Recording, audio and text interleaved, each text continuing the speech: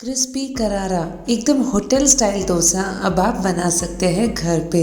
देखिए इसका टेक्सचर लग रहा है ना एकदम होटल स्टाइल, और ना किसी सोडा की ज़रूरत होगी आपको। एकदम फूला फूला आपका बैटर बनके तैयार होगा। Hello everyone and welcome to hit recipes. अगर आप इसे ब्रेकफास्ट के लिए बनाना चाहें या क्विक डिनर बनाना चाहें तो बस थोड़े से प्री प्रेप की ज़रूरत होगी, बट आपके पास होटल जैसा डोसा बनके तैयार होगा। तो सबसे पहले बैटर बनाने के लिए एक बड़े से पतीले में हम 3 कप जितना रॉ राइस ले लेंगे। आप चाहे तो सोना मसूरी या फिर डोसा राइस का भी इस्तेमाल कर सकते हैं। अब इसी में हम मिलाने जा रहे हैं 1 कप जितना पोहा। अब इसी के साथ साथ हम इसमें मिलाएंगे 1 टीस्पून जितनी येलो मेथी दाना, और साथ ही में आधा कप जितना उड़द दाल हम इसमें मिला देंगे। और 3 से 4 बार हम ढेर सारा पानी मिला के इसे अच्छे से वॉश कर लेंगे। हमें चावल और दाल को पहले ही क्लीन करके ले लेना है।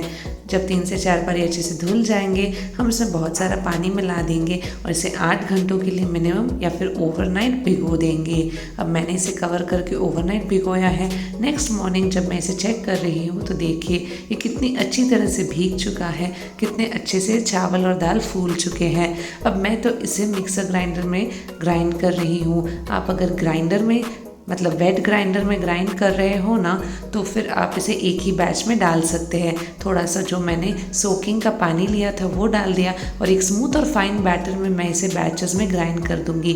अब सेकेंड बैच में जब डालूंगी तब मैं इसमें और थोड़ी सी स्पेशल इंग्रेडिएंट्स मिलाने वाली हूँ। तो सबसे पहले मैं यहाँ पर मिलाऊंगी 1 टेबलस्पून जितना दही। ये दही बिल्कुल खट्टा नहीं है, बट ये फर्मेंटेशन में हेल्प करेगा। और इसी के साथ साथ नमक में स्वाद अनुसार मिला दूंगी। नमक में सारे चावल के हिसाब से इसी स्टेज में मिला दूंगी। अब अगर आपको चाहे तो आप थोड़ा सा इसमें और सोकिंग वाटर मिला के इसे ग्राइंड कर सकते हैं। इसी तरह से 3 बैचेस में मैंने ग्राइंड करके इसे तैयार कर लिया है।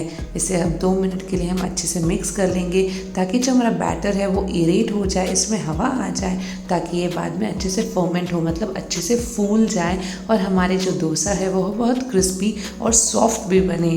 तो अब हम इसे कवर करके 8 से 10 घंटों के लिए रेस्ट करेंगे, ताकि ये अच्छे से फूल जाए। 8 से 10 घंटों के बाद आप देख सकते हैं कि अच्छे से फूला है, कितना मस्त इसका टेक्सचर बनके तैयार हुआ है। और कंसिस्टेंसी कुछ इस तरह की ही होनी चाहिए इसकी।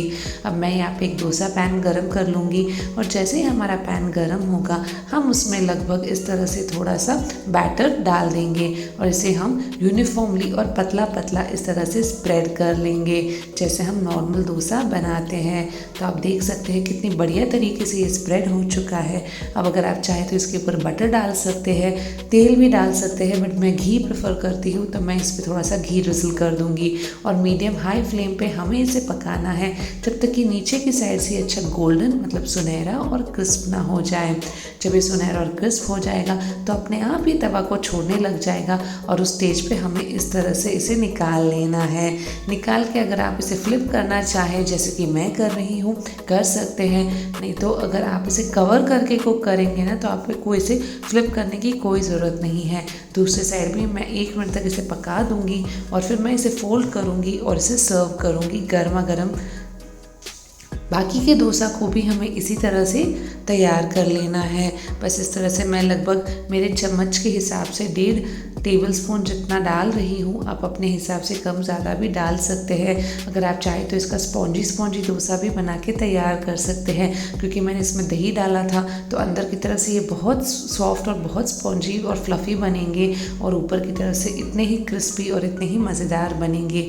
गर्मा गर्म मैं इसे परोस रही हूँ चटनी और आलू की सब्ज़ी के साथ। आप अपने हिसाब से इसे सागू के साथ भी परोस सकते हैं। तो कैसी लगी आपको आज की रेसिपी? है ना बहुत इजी, बहुत बेहतरीन और मज़ेदार। पसंद आई हो तो अपने फ्रेंड्स और फैमिली के साथ इसे शेयर ज़रूर कीजिएगा। चैनल को भी सब्सक्राइब कीजिएगा।